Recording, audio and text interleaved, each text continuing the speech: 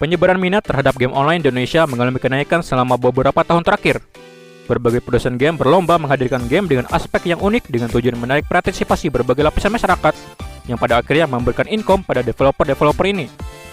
Steam, perusahaan distributor game, menyebut ada lebih dari 500 game yang meraup pendapatan kotor lebih dari 1,4 miliar US dollar, yang jika ditotal mencapai 23,4 triliun rupiah sepanjang 2023. Sementara laporan State of Mobile Gaming 2023 menyebutkan Indonesia merupakan pasar game mobile terbesar ketiga berdasarkan unduhan Google Play. Dalam laporan itu disebutkan, para gamer Indonesia menghabiskan total 370 juta US dollar atau 5,5 triliun rupiah untuk game mobile pada 2022, meningkat 50 juta US dollar dari tahun 2021. Adapun jumlah unduhan game mobile turut meningkat sebanyak 320 juta dari tahun sebelumnya menjadi 3,45 miliar pada 2022.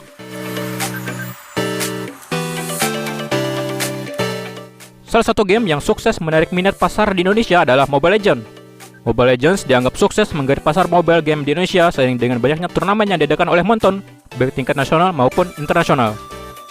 Sejak pertama kali di-launching pada tahun 2016, game MOBA ini mendapatkan antusias yang sangat besar oleh para gamer.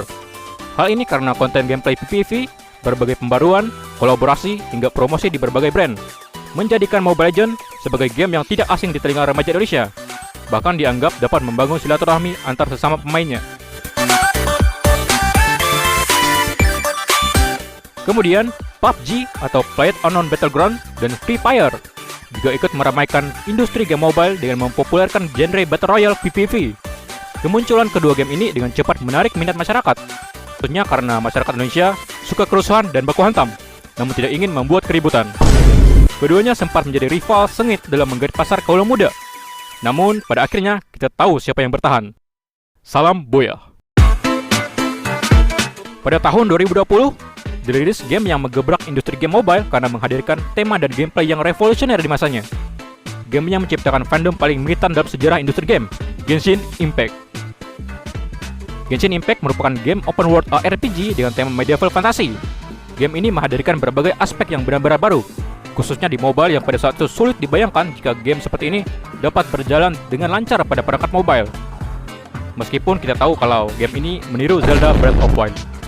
Benar saja, Genshin Impact memerlukan spesifikasi mid-range ke flagship agar dapat lancar dimainkan, sehingga menjadikannya aplikasi yang paling sering dijadikan benchmark test.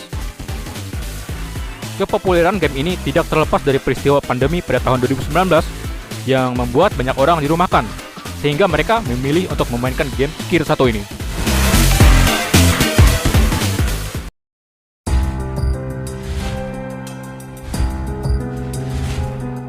Hal ini menunjukkan adanya pergeseran minat dan hobi masyarakat modern sebagai respon dari globalisasi yang dinamis.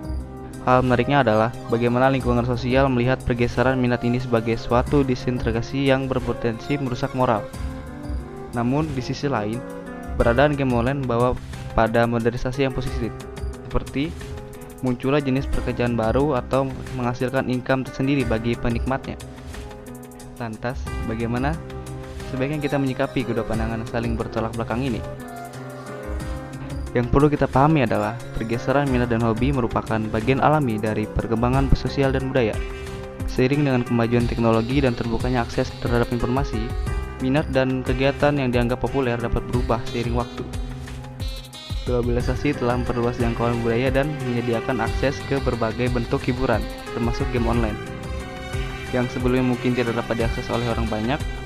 Namun, ketika masyarakat menyaksikan pergeseran ini, seringkali terdapat kekhawatiran yang akan berdampak negatif terhadap moral dan nilai-nilai tradisional.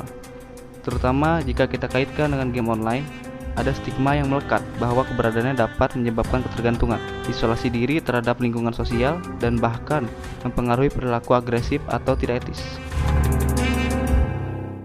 Kita gemparkan PUBG Mobile memang sepi. Mobile Legends sudah beraksi. Namun Free Fire Persoalan ini sering kali memicu kekhawatiran akan disintegrasi sosial, di mana orang-orang akan semakin terintegrasi dalam dunia virtual mereka sendiri dan meninggalkan interaksi sosial di dunia nyata.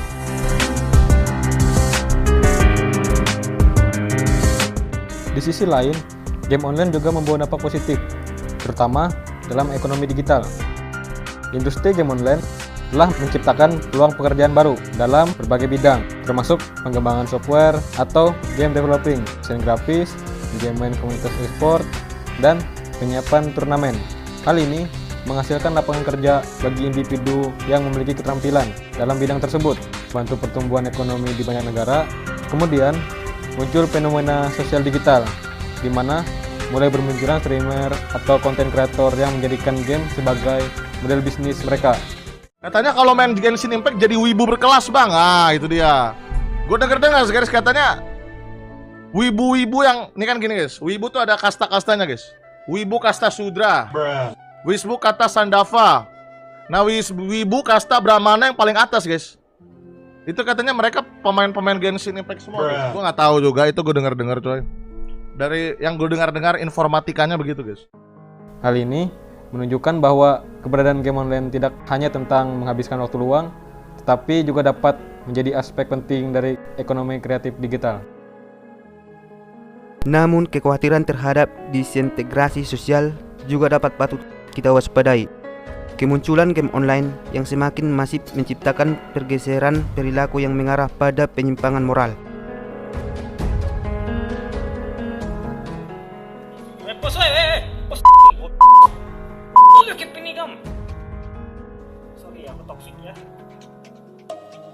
Game online membawa mode interaksi digital di mana setiap orang dapat saling berkomunikasi secara virtual.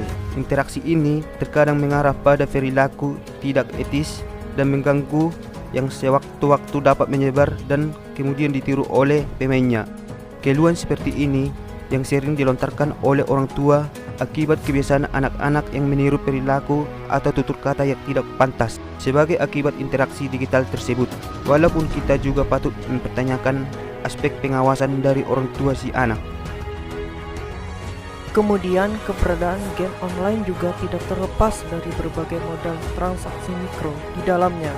Penjelasan sebelumnya telah mengabarkan betapa besar penghasilan dalam industri ini setiap tahun. Jika kita mengesampingkan jenis game berbayar, ini berarti terdapat pengeluaran yang dilakukan oleh pemainnya untuk menikmati berbagai konten dalam game tersebut. Pengeluaran ini paling banyak untuk penukaran mata uang dalam game, pembelian karakter atau kostum, tiket langganan, perlengkapan atau senjata, dan lingkaran setan bernama gacha. Seseorang bisa menghabiskan jutaan bahkan ratusan juta untuk mendapatkan item virtual dalam game yang dia mainkan. Pada akhirnya, kedua pandangan terhadap eksistensi game online ini memang tidak dapat 100% kita benarkan atau salahkan. Benar atau salah adalah bagaimana kita memanfaatkan hobi kita tersebut sesuai dengan kebutuhan kita dan bukan untuk merugikan orang lain atau menyiksa diri kita sendiri. Artinya, peredaran mode hiburan digital semacam ini adalah bagian dari perkembangan global yang mengarah kedua sisi jalur, tergantung ke jalur mana kita melangkah akan menentukan pengaruhnya dalam hidup kita. Jadi ingatlah, jangan jadi beban server.